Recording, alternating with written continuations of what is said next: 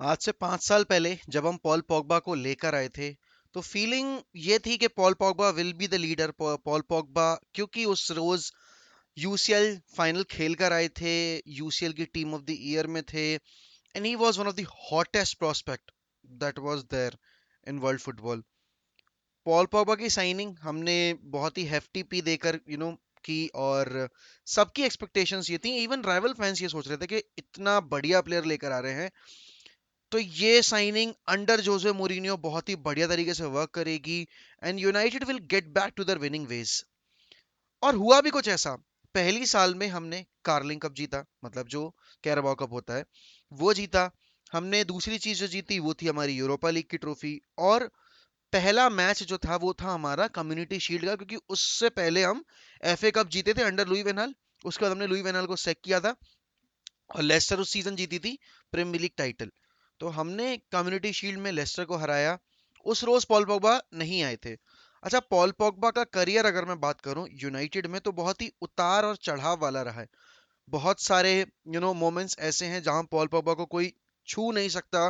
Paul Pogba को कोई कटघरे में खड़ा नहीं कर सकता कि तुमने अपना 100% नहीं दिया, क्योंकि अगर मैं पॉल पॉगबा का सबसे बेस्ट गेम की बात करूं ना इन यूनाइटेड शर्ट, तो that was against Manchester city.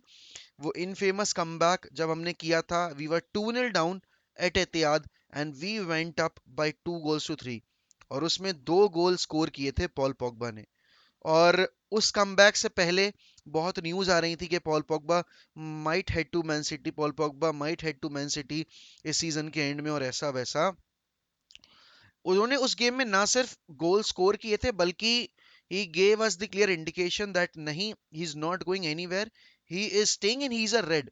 Because if you're talking about a player who has come through the academy, so it is very very important for him to realize के fan base से fan base को उससे कितनी उम्मीदें हैं।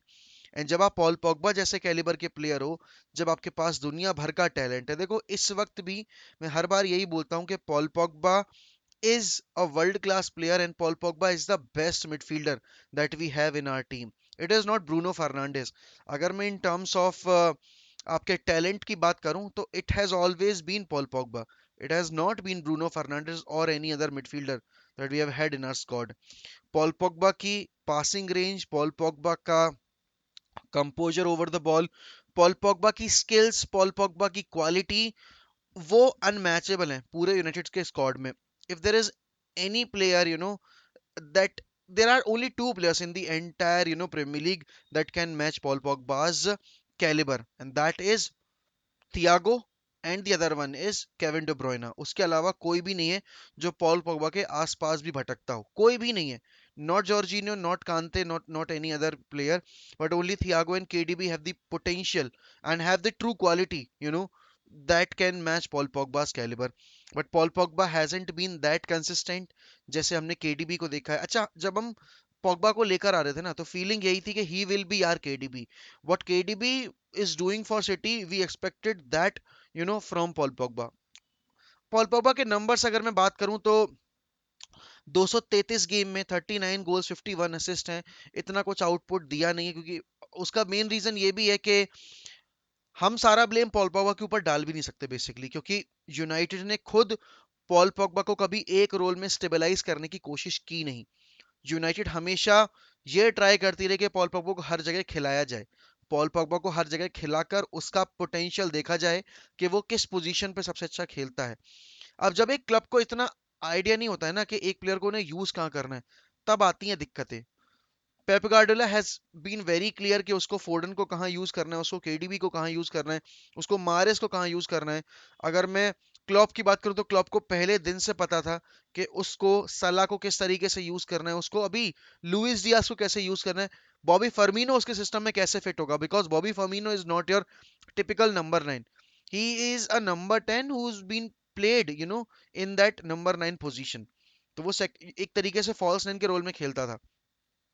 हमने Paul Pogba को number 6 खिलाया डबल पिवट में, हमने पॉल पॉगबा को नंबर 8 खिलाया डबल पिवट में, हमने पॉल पॉगबा को नंबर 10 खिलाया, हमने पॉल पॉगबा को लेफ्ट मिड खिलाया, राइट विंग खिलाया, राइट मिड खिलाया और लेफ्ट विंग खिलाया।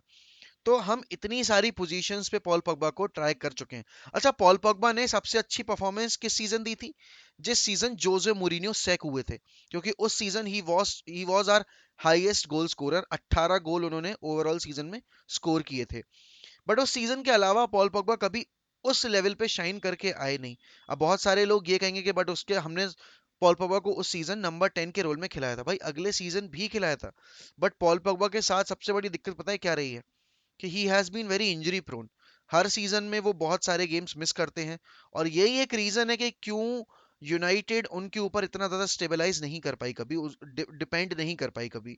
सिचुएशन जो हम फेस कर रहे हैं वो आज इसीलिए है क्योंकि हमने पॉल पॉगबा के ऊपर जब इतना बड़ा अमाउंट खर्च किया था तो हमें लग रहा था कि he will be the only player जो कि हमें हेल्प कर देगा और हमें और किसी की जरूरत नहीं पड़ेगी। बट वही वाली बात है कि football is a team game.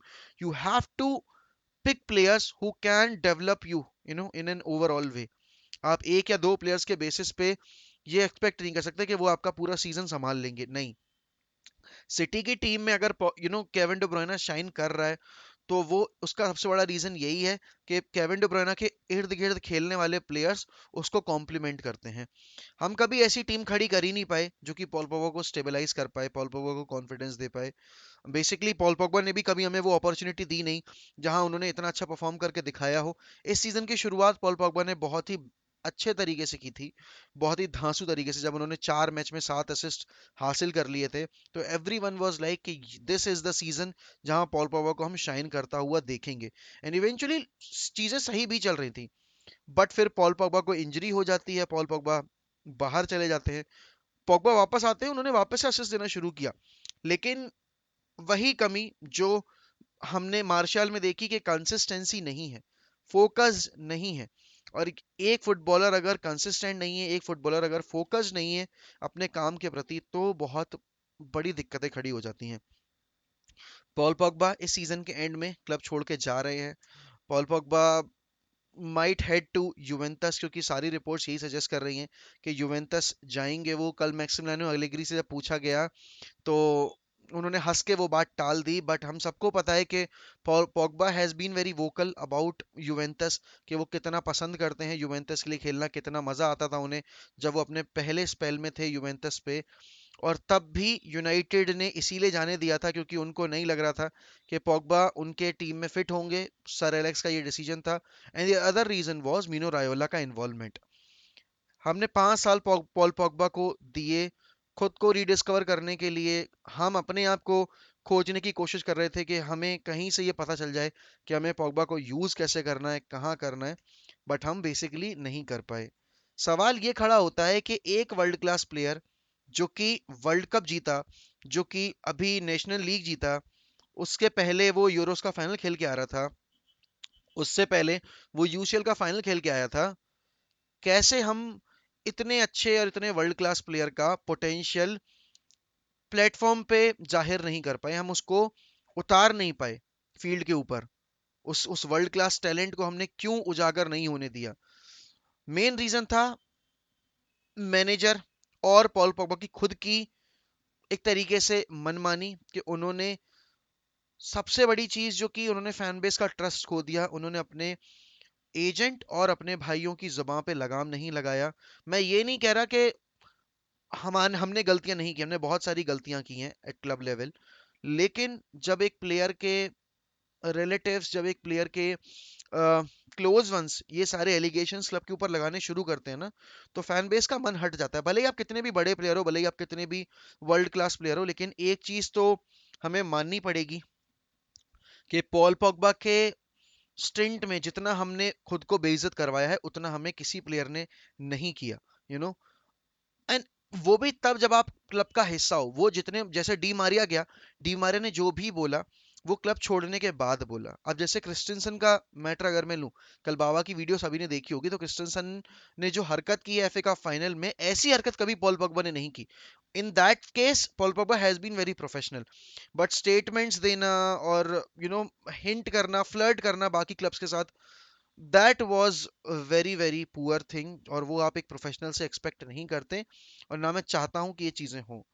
But as he is leaving, I'll wish him all the best, and wherever he'll go, he'll for sure improve them. अगर वो यूवेंटस जाएंगे तो यूवेंटस की उस मिडफील्ड में he will be a star because he was a star when he was there initially, मतलब जब previously वो थे वहां पे।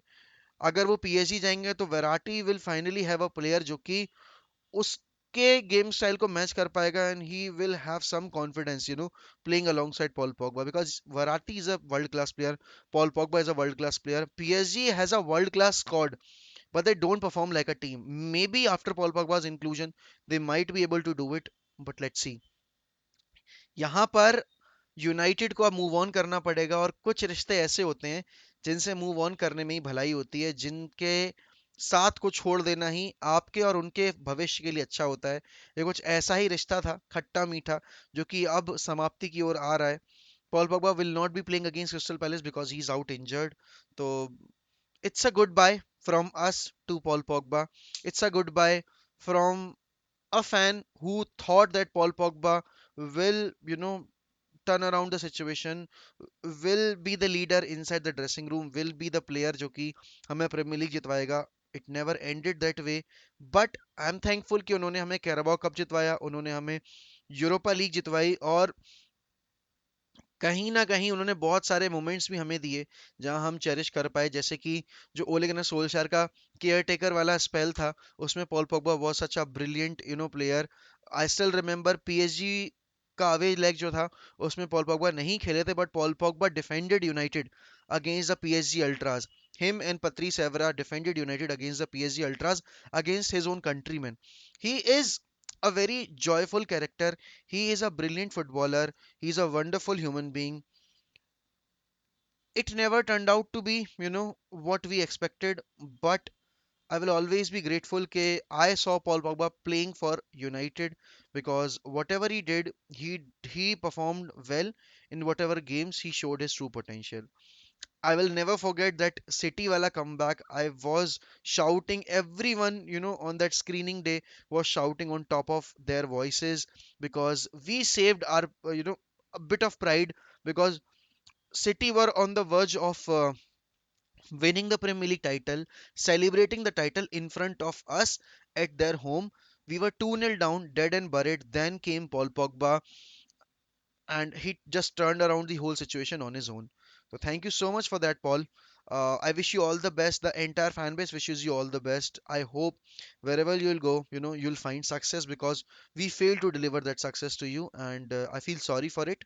You deserve better. You definitely, could have done a lot better at some other club, especially if you were at City. But as always, as Red Devils, you are a fellow Red Devil. We can't moan about the previous situations that happened. Let's move on. I hope you all the best. I hope you also wishes us all the best for the next era that we are starting under Eric Ten Hag. Till then, goodbye, take care, and as always, we will always keep the red flag flying high, guys, as Manchester United will never die.